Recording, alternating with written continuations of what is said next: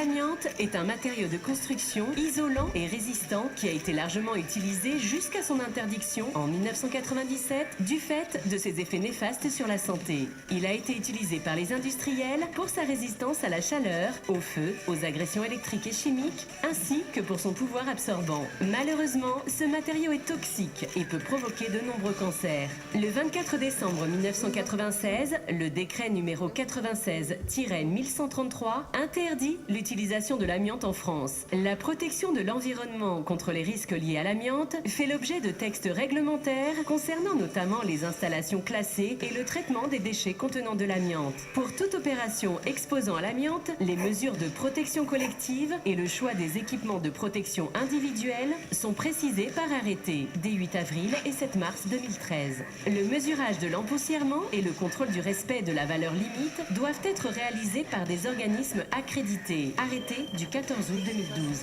Le Code du travail français impose à tout donneur d'ordre prévoyant des travaux de retrait de matériaux amiantés de les confier à une entreprise certifiée. De même, toute intervention susceptible de libérer des fibres d'amiante doit être faite par une entreprise dont les salariés justifient d'une qualification particulière. Pour pouvoir retirer l'amiante, on est obligé d'être suivi médicalement. Donc c'est une surveillance médicale renforcée. Donc c'est prise de sang, ça va être radio des poumons, sur un rythme entre 1 an et 2 ans. Pour travailler dans l'amiante, il faut revêtir certains équipements. Donc pour apprendre à revêtir ces équipements, on passe une formation, donc sous section 3. Nous sommes certifiés sous section 3. Donc c'est une formation entre 1 à 2 semaines en fonction du poste qu'on occupe entre encadrant technique, chantier et opérateur. Donc c'est revêtir une combinaison étanche, à couture soudée, avoir un masque avec un certain facteur de protection, mettre des gants étanches et c'est apprendre à s'habiller et aussi apprendre à se déshabiller sans se contaminer, surtout notamment les voies respiratoires. Donc il y a certaines procédures qu'on met en place et que la réglementation est mise en place, qu'on doit respecter afin de s'assurer que personne n'est contaminé. MBE est une entreprise spécialisée aujourd'hui dans le domaine du désamiantage, mais aussi dans le courtage de déchets contenant de l'amiante. Donc nous intervenons sur les 3 départements, Martinique, Guadeloupe et Guyane, sur lesquels nous avons des agences propres et un personnel propre. Donc nous sommes aujourd'hui certifiés. Notre activité consiste donc à procéder à la dépose de matériaux contenant de l'amiante, au traitement de ceux-ci jusqu'à l'élimination finale qui se fera sur un site classé sur la métropole.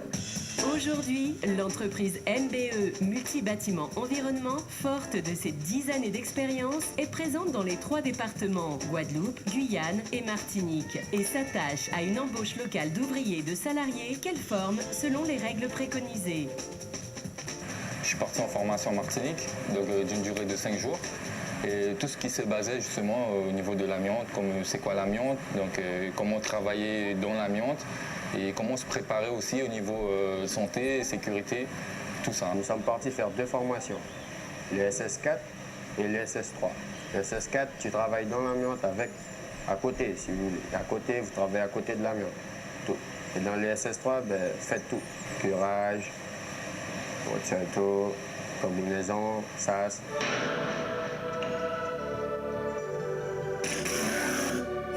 Notre politique d'embauche consiste sur chaque département à employer localement et à former des salariés. Notre métier étant assez réglementairement suivi, chaque opérateur ou chaque encadrant va disposer d'une formation qui devra être suffisamment dense de façon à ce qu'il puisse prendre les mesures de protection individuelle et collective les plus adaptées aux situations.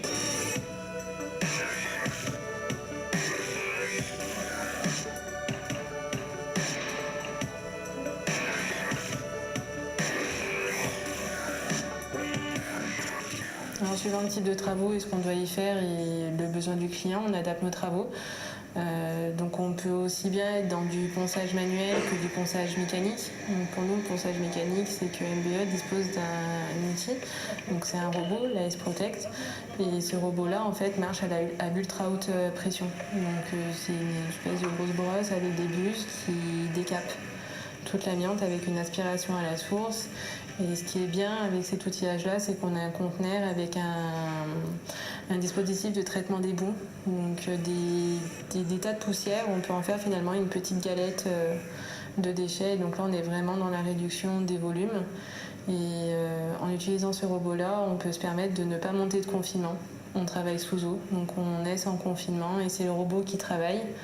Donc si c'est un robot, forcément c'est pas l'homme, et si c'est pas l'homme, du coup l'homme n'est plus exposé, et donc c'est les avantages de cet outillage-là.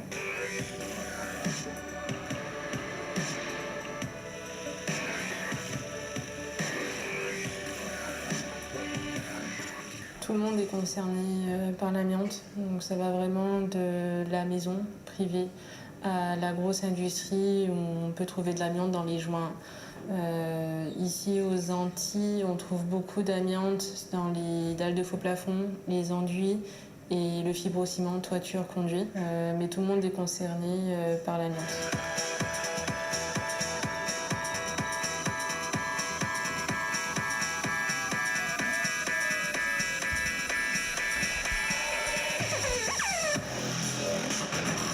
Le désamiantage fait aujourd'hui partie des nouveaux métiers liés à l'environnement et MBE souhaite et veut mettre tout son savoir-faire au service de la protection de l'environnement sur nos départements.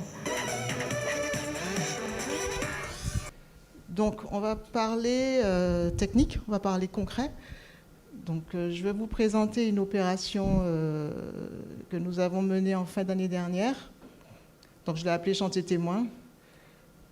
Donc, voilà. C'est un désamiantage de bâtiment D, c'est un collège au Rézet, donc en Guadeloupe. Donc le maître d'ouvrage, c'est le département de la Guadeloupe. Le maître d'œuvre, un cabinet Black, donc sur la Guadeloupe. Le CSPS, le Guadeloupe Coordination, c'est des travaux qui ont duré à peu près 3 mois. Alors c'est vrai que c'est vraiment le type de bâtiment qu'on retrouve aussi bien en Guadeloupe qu'en Martinique. Dans l'architecture est assez identique, donc vous allez mieux comprendre pourquoi. Et la principale contrainte sur cette opération, c'était une opération qui a été menée en site occupé, donc avec le collège en activité. Donc voilà. Donc le bâtiment D, que vous voyez tout en haut, sous le plan de masque, donc qui est bien dans l'enceinte du collège. Alors les MCA à déposer, c'est un peu tout ce qu'on retrouve dans le collège en Martinique. Donc la fameuse colle de faïence des garde-corps, donc les tout petits carreaux là qu'on retrouve pareil quand j'étais au collège de Gaudissart, je me rappelle très bien de ces petits carreaux. Donc il y a évidemment eu un diagnostic, et le diagnostic effectivement a confirmé la présence d'amiante dans cette colle de faïence. Après les enduits peinture, alors qui sont positionnés pour ici à l'intérieur, donc je ne sais pas si vous voyez, donc sur les murs intérieurs, mais également sur les plafonds, des coursives, les murs intérieurs, donc voilà, à tous les niveaux. Oh pardon, je m'excuse. Donc voilà, ouais. Donc en fait, tout ce qui apparaît en rouge est amianté. Donc ça reste assez localisé en intérieur et en extérieur uniquement sur les sous-faces des garde-corps.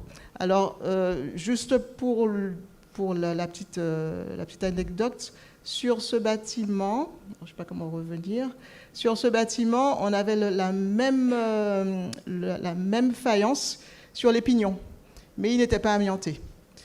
Donc, juste pour appuyer sur l'importance du diagnostic dans ce type de travaux, parce qu'il y a un diagnostic précis, c'est ce qui a été fait avec un plan précis, ce qui nous permet, nous, entreprises, après, de savoir exactement comment intervenir. Et pour le maître d'ouvrage, c'est une garantie d'économie également, parce qu'on aurait pu penser que toute la faïence qui était exactement la même était amiantée, alors que là, elle était bien localisée que sur les garde-corps. Donc, voilà.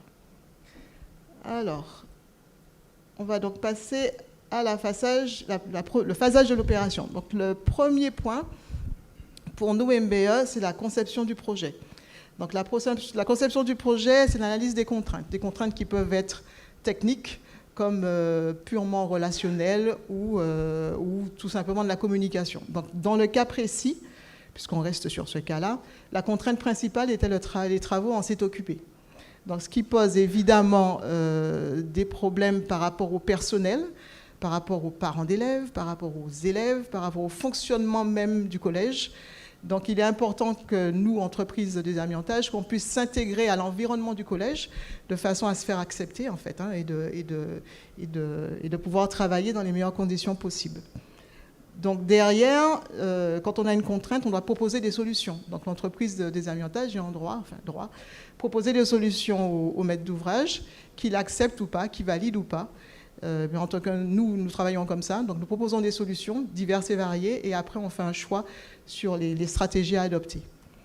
Donc, dans le cas considéré, les solutions qui ont été proposées, c'est tout d'abord mettre en place une communication préalable aux travaux. Donc ça, pour moi, c'est très, très important parce que communiquer sur un chantier, ce n'est pas juste mettre des panneaux réglementaires, voilà. Ça ne se résume pas à ça. La communication doit être beaucoup plus globale que ça. Elle doit se faire dans une stratégie de communication. Donc nous établissons carrément des notices de communication.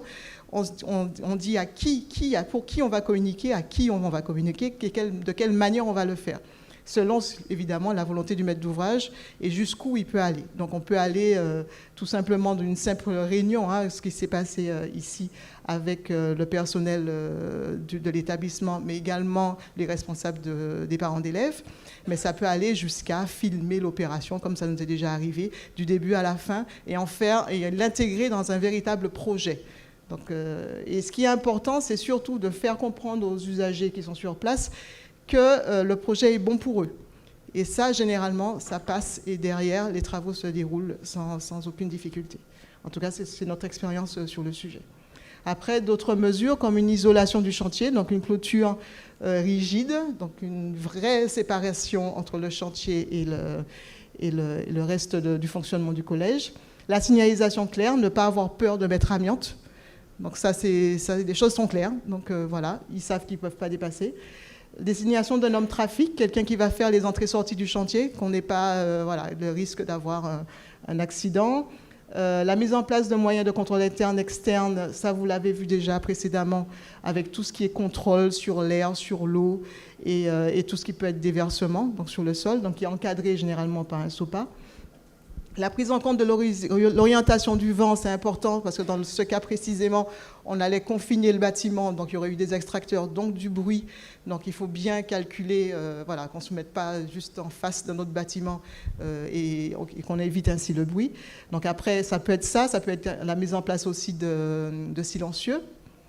Ensuite, la mise en place donc, de mesures visant à réduire le bruit, donc, que ce soit sur l'impact par rapport aux extracteurs, mais également utiliser des appareils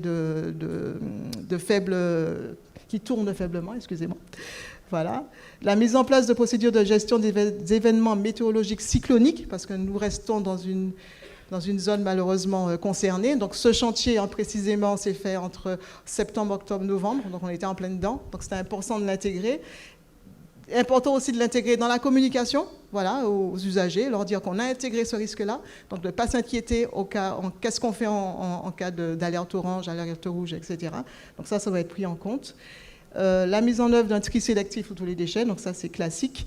Des procédures internes pour anticiper les situations difficiles et la mise en place d'outils de contrôle à distance. Donc tout ce qui va être un groupe électrogène, je pense qu'on en a parlé déjà précisément, un groupe électrogène mis en place au cas où on a une coupure électrique. Donc ça c'est réglementaire. Donc il doit pouvoir assurer la dépression maintenue dans l'espace de dépression.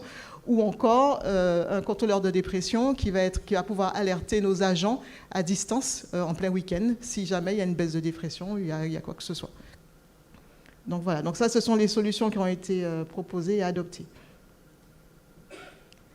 Après on passe dans la phase d'étude et démarche préalable, donc chose que vous avez vu déjà, mais là on la voit de façon concrète. Donc d'abord la rédaction du plan de retrait qui est remis un mois avant les travaux. Donc dans ce plan de retrait, on peut retrouver tout ce qui va être mode opératoire. Dans le cas où on a du curage rouge, par exemple, c'était le cas. On avait de l'amiante sur les plafonds, l'enduit de plafond. Donc il y avait toutes les appliques à enlever. Donc on est clairement dans la sous-section 4. Donc elle doit être intégrée au plan de retrait. Le plan d'installation de chantier, le planning, le BSDA et tous les documents qui ont rapport aux déchets. Donc juste après, on aura, parce que maintenant on passe par la plateforme dématérialisée, merci, Track Déchets. Donc l'inscription, si ce n'est pas déjà fait, du maître d'ouvrage à Track Déchets, ce qui va lui permettre de signer le BSDA, ce qui ne peut plus être fait de façon littérale maintenant. L'action de communication à mettre en place, c'est à ce moment-là qu'il faut la mettre. Dès qu'on envoie le plan de retrait, à ce moment-là, on commence à communiquer, si le maître d'ouvrage le souhaite. Lancer la stratégie d'échantillonnage, donc avec un laboratoire pour savoir combien de mesures on va faire, à proximité également combien on va en faire pour pouvoir rassurer un maximum l'entourage. Le bilan électrique, très important, pour ne pas se retrouver dans une situation où on lance l'opération et puis il n'y a plus d'électricité.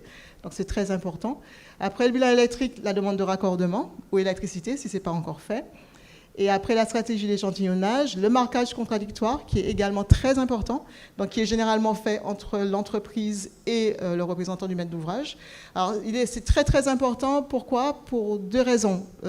Pour l'entreprise qui va intervenir, donc la nôtre, pour nos équipes, qu'elles sachent clairement où elles vont taper. Parce que quand vous avez un masque et que vous restez 2 heures enfermé dans un environnement, c'est pas toujours évident de savoir, ben là il faut pas. Donc c'est très important que le marquage soit fait au préalable. Comme ça, ils savent très bien où ils vont taper, ils ne se posent pas de questions. Et comme ça, on assure l'efficacité. Et pour le maître d'ouvrage et le représentant du maître d'ouvrage, pour le contrôle à la fin des travaux. On sait exactement où on a marqué, on sait exactement où on doit aller vérifier. Donc ça, c'est une phase qui est très importante. Et les points zéro réglementaires, donc l'analyse de l'air environnement, dans l'air environnant, donc de la zone de travail avant les travaux. Est-ce que je suis claire? Oui, tout va bien alors. Donc voilà concrètement le plan d'installation de principe qui a été présenté sur cette opération, donc qui a fait l'objet du plan de retrait. Donc vous avez bien une seule zone qui a été mise en place, hein. Voilà, donc toute la zone en rouge. Vous avez un échafaudage qui a été mis en façade de façon à traiter donc les fameux garde-corps et l'ensemble des extracteurs qui ont été mis en façade, donc au pied du bâtiment. Là, vous avez en fait matérialisé tous les éléments importants en fait pour les travaux. Vous avez les SAS, donc le SAS déchets, le SAS personnel pour la décontamination déchets et personnel. Voilà, le groupe électrogène, la zone d'approche qui définit l'entrée de la zone et tout ce qui va être base vie, bungalow de réunion et vestiaire sanitaire. Donc voilà. Alors, moi, je vais poser tout de suite une question. C'est quoi les seuils? Alors, ce qu'ils appellent seuil, c'est ce qu'on a vu avant. En fait, je suis passée assez rapidement. En fait, tu as de l'enduit sur les plafonds, mais tu as aussi des centepés. Donc, c'est pour les matérialiser. Mais ça fait partie des plans d'origine, en fait. Donc, voilà. Alors, l'installation générale. Alors, assez classique, hein. Donc la clôture de chantier, l'aménagement base vie, d'approche vecteur, ce qu'on a vu tout à l'heure. La consignation des réseaux, ça c'est important. Nous, entreprises, on ne peut pas mettre en danger nos équipes, ne serait-ce que pour l'installation si le bâtiment n'est pas consigné au préalable. Le raccordement en eau et en électricité. La mise en place de la cuve de rétention d'eau filtrée, puisque les eaux du SAS... Dina, la consignation des réseaux, peut-être...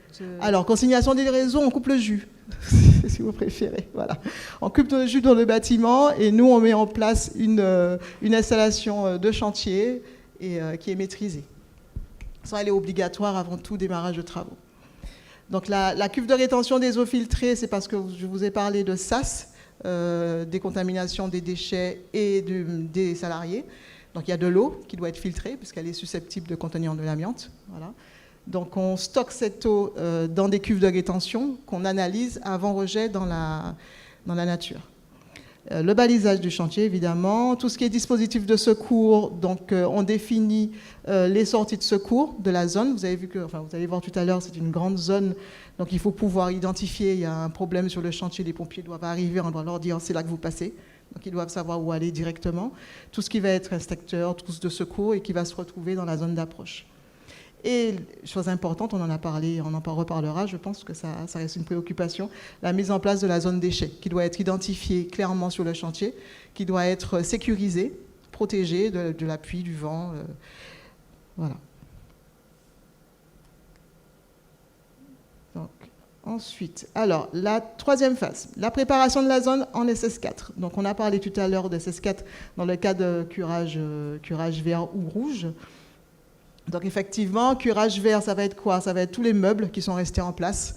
Voilà, tous les détritus, tout ce qu'on peut enlever sans toucher aux matériaux qui contiennent de l'amiante. Curage rouge, ça va être tout ce qui va être collé à l'amiante ou à proximité, comme par exemple des gaines électriques, des climatiseurs, enfin voilà, dans ce cas-là, il y en avait beaucoup.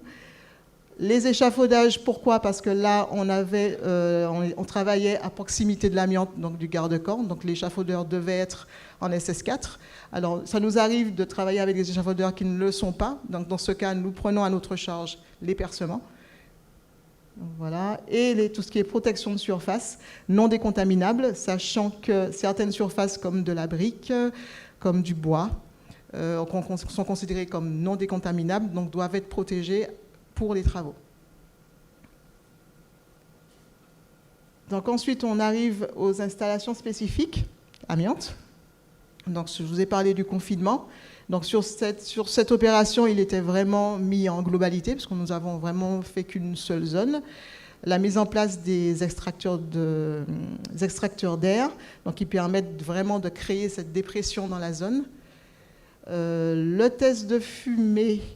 Donc c'est tout un ensemble d'appareillages de contrôle. Donc le test de fumée va permettre de savoir si la zone est bien étanche. Le contrôleur de dépression va permettre d'avoir une idée à l'instant T sur la dépression de la zone, qui ne doit pas descendre en dessous de 12 pascal. Tout ce qui est aéolique, il y aura un bilan aéolique de fait, parce qu'on ne doit pas non plus, dans une zone telle que celle-là, où vous avez vu, on a quand même des cloisons, on ne doit pas avoir ce qu'on appelle des zones mortes. Donc l'air doit passer partout, il ne doit pas avoir un endroit où les fibres se concentrent. Donc vous avez vraiment un calcul qui est fait au préalable, donc ce qu'on appelle un bilan aéolique. Et après, tout ce qui va être aussi système d'adduction d'air qui était mis en place sur ce chantier pour apporter de l'air propre aux salariés en masque. Et tout ce qui va être groupe de secours et voilà, système d'adduction d'air, je me répète. Et là, on passe au concret, donc à la phase de retrait. Enfin, tout est mis en place, le confinement est mis en place, nos installations sont mises en place, on a fait le test fumée, ok, la zone est totalement étanche. Donc derrière, nos équipes vont pouvoir intervenir. Donc sur plusieurs processus, donc sur ce chantier, il y en avait plusieurs, sur 2 niveaux. Donc un premier processus sur les conduits, canalisation, tuyaux, amiante, ciment, qui a été fait au préalable des travaux. Donc ce qu'il faut savoir, et je pense que ça a été dit déjà, mais je le redis quand même, sur chaque processus, il y a une évaluation des risques qui est faite en interne. Alors si c'est un nouveau processus pour l'entreprise, elle fait appel à ce qu'on appelle la base COLA, dans le jargon amiante. Donc on aura une mesure d'empoussièrement attendue, et en fonction de cette mesure d'empoussièrement attendue, si on est en dessous de 100 fibres, on reste dans du niveau 1, ce qui va correspondre à des équipements de protection collective adaptés et des équipements de protection individuelle adaptés. Maintenant, si cette analyse des risques ou cette mesure d'empoussièrement, qu'elle soit interne à l'entreprise ou de la base COLA et au-dessus de 100 fibres, en dessous de 3000 évidemment, on sera dans ce qu'on appelle le niveau 2 et ça va également définir des EPC et des EPI adaptés. Donc sur ce chantier, on avait les conduits canalisation pour nous et qui est en niveau 1, les travaux de dépose se sont faits en amont, avec un dévoiement évidemment en toiture pour éviter les inondations à l'intérieur du bâtiment. Et en niveau 2, on avait tout ce qui était faïence avec colle et les enduits peinture. Alors la technique de retrait était le burinage et le ponçage pour la faïence, parce que malheureusement, le burinage ne suffit pas, parce que c'est une faïence qui est extrêmement coriace. Donc voilà, et derrière, on est obligé de reponcer pour enlever la colle. Et les enduits peinture, on est sur du ponçage seul. Et après, ici, vous avez donc les EPC, c'est vraiment tout ce que vous avez déjà vu, donc la délimitation, balisage du périmètre, confinement, etc., extracteur, groupe de secours, etc. Batterie faible. Alors, la phase de restitution. Les travaux sont terminés. Donc, on passe à ce qu'on appelle le contrôle visuel. D'abord en interne, parce que nous, MBE, nous avons une procédure de contrôle interne. Donc, nos équipes, nos encadrants passent. Oh là là. Batterie faible. Désolée, il alerte. Donc, C'est l'heure de contrôle, on déjeuner est presque à bientôt. la fin, on est presque à la fin. Donc, contrôle visuel interne, donc nos équipes passent. Donc, ça arrive qu'ils mettent du spray rouge partout là où ça allait pas. Donc, nos équipes repassent pour pouvoir bien faire le travail. Et derrière, le maître d'ouvrage, il désigne un opérateur pour ce qu'on appelle le contrôle visuel de première restitution. Donc ce premier contrôle visuel de première restitution, s'il est bon, on passe à la mesure de restitution. Donc on va vérifier si à l'intérieur de la zone, il n'y a pas de fibre d'amiante dans l'air. Ces mesures de restitution étant effectuées, on va passer à la phase des confinements. Donc on a bien le MBE et le représentant du MOA ou le MOA lui-même en contrôle. En mesure de restitution, on passe par un laboratoire accrédité COFRAC, évidemment, et le déconfinement pour MBE. Et on passe à la phase gestion des déchets, qui est un point assez sensible sur les Antilles-Guyane, puisque nous ne disposons pas, comme vous le savez, de sites classés. Donc l'ensemble des déchets doivent être orientés sur la métropole. Alors évidemment, ça se fait avec des règles, notamment on est régi par le Code de l'environnement. Alors, une désignation des codes par type de déchets. Sur cette opération, quand il s'agit d'une opération d'envergure, donc nous avions des conteneurs à des destinées qui sont partis directement. Maintenant, sur les opérations de plus petite envergure, effectivement, le problème se pose, puisque même le stockage de déchets, même de petites quantités, est réglementé. On ne peut pas stocker plus d'une tonne de déchets chez soi, ça, c'est pas possible. Donc, elle est régie par ce qu'on appelle la réglementation du Code de l'environnement.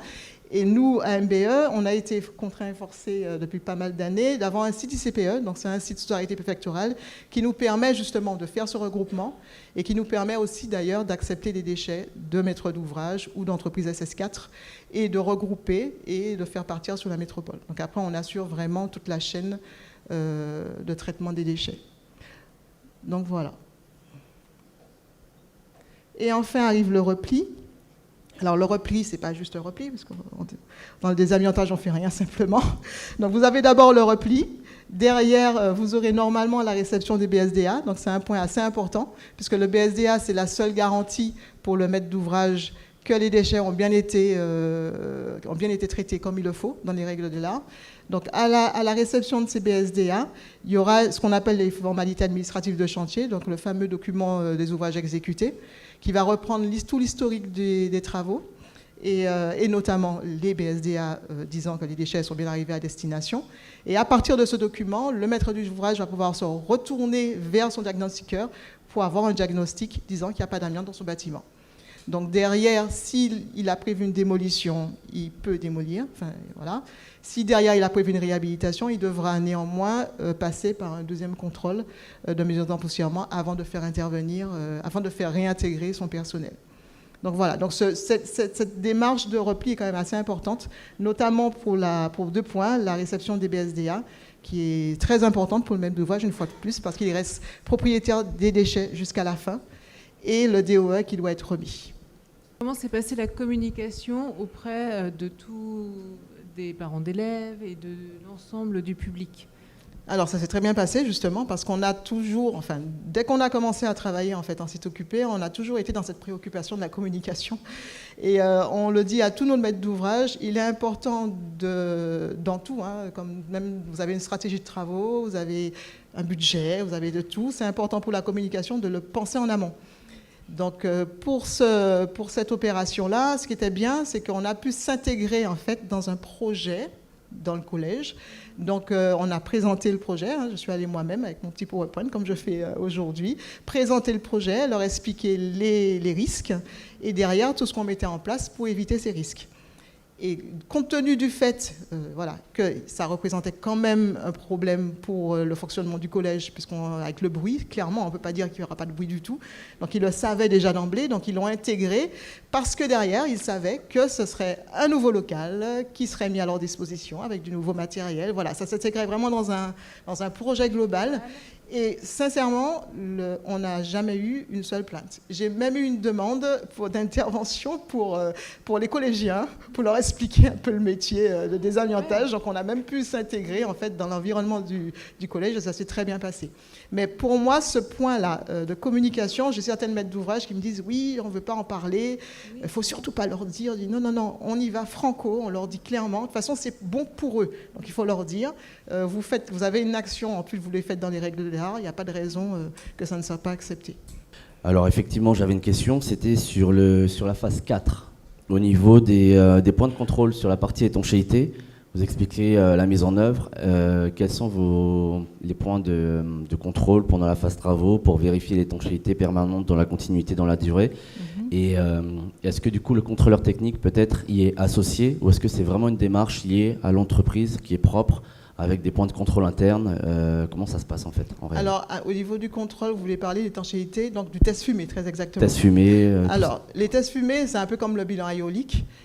Et la mesure de dépression, il est vraiment fait à chaque fois qu'on a une rupture. Début de week-end, début de long week-end, fin de semaine. Voilà. Donc à chaque fois qu'on va se retrouver dans une situation où on a une petite baisse de dépression, derrière on va refaire un test fumé pour s'assurer de cette étanchéité. Mais ce qu'il faut bien comprendre, c'est que ce qui garantit la non-pollution, l'absence de pollution extérieure, c'est surtout la dépression. Donc ce qu'il faut surtout surveiller, c'est le niveau de dépression qu'on a à l'intérieur de la zone. Et d'où l'intérêt d'avoir un contrôleur de dépression qui lui est relié, parce qu'il y a une puce en fait qui est reliée au téléphone portable du chef de chantier et du contrôleur de chantier. Et s'il y a une baisse de dépression, tout de suite, il est alerté et on peut intervenir. Donc, déjà, ça, c'est une première chose.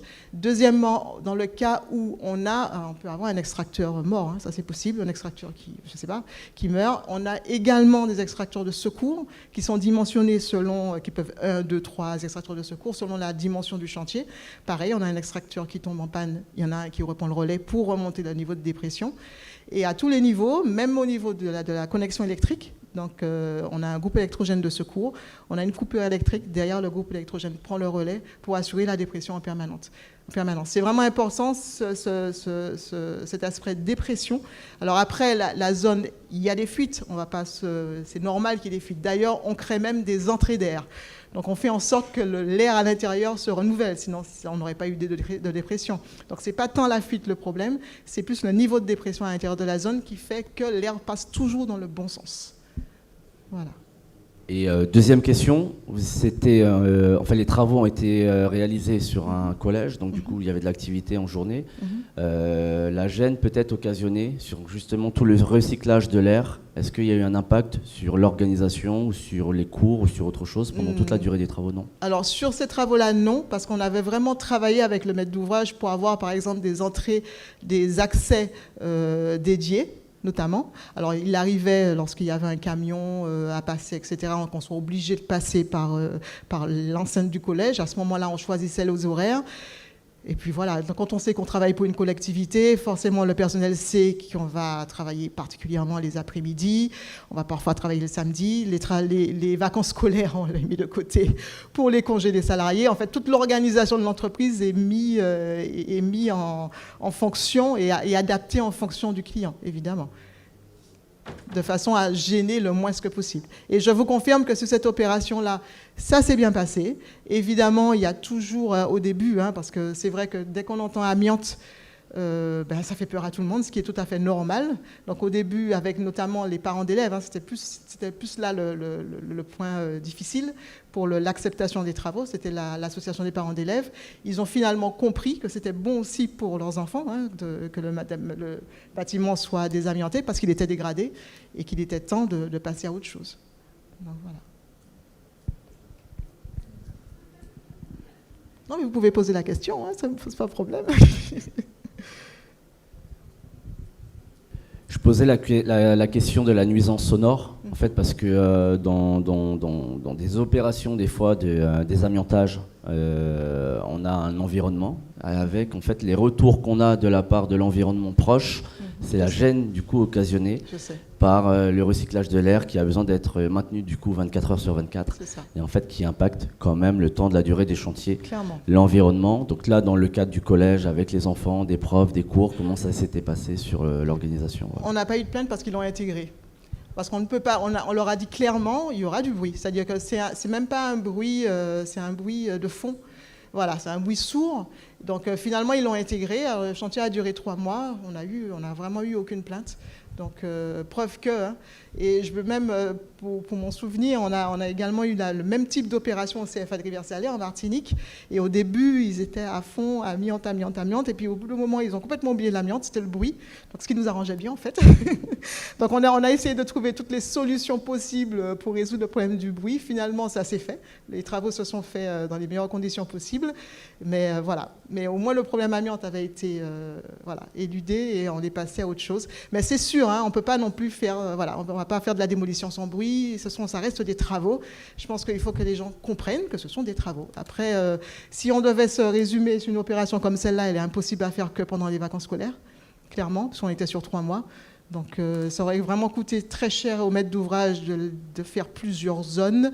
Voilà, ça devenait à un moment, il faut prendre le taureau par les cornes, faire comprendre.